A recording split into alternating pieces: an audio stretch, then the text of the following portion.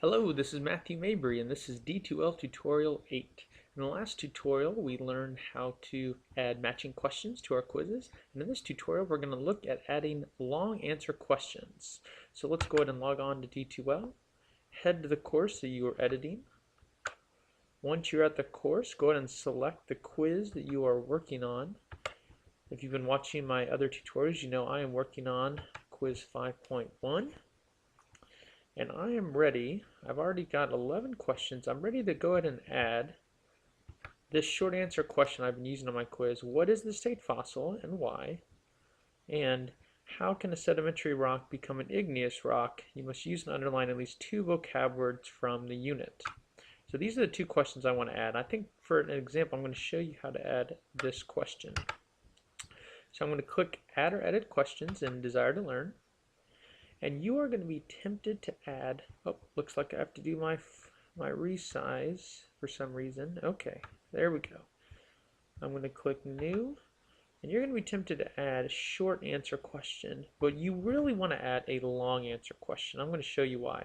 If you click Short Answer, you're going to think, okay, this is what I want, there's my question text, and then what is this?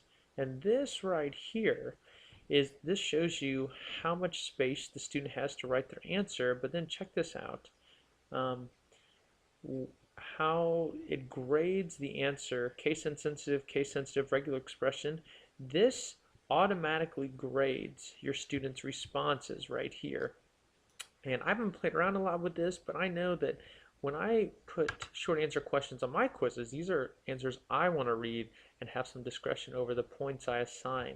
And that is not what D2L calls a short answer question. So I'm going to cancel out of there.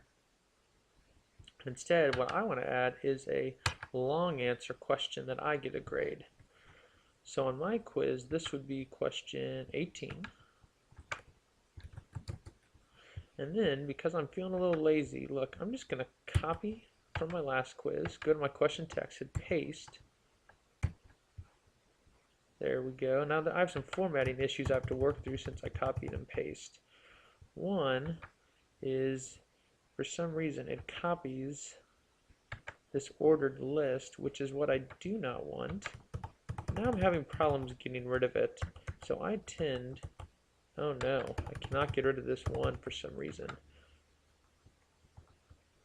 Well, I went ahead and just deleted everything because I found it's annoying trying to copy and paste things, unfortunately. So I'm just going to do it the old-fashioned way and type it in. How can a sedimentary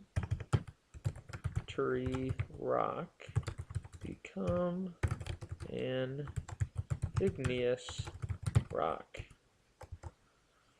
You must use and I'm pretty sure I say underline. Yep.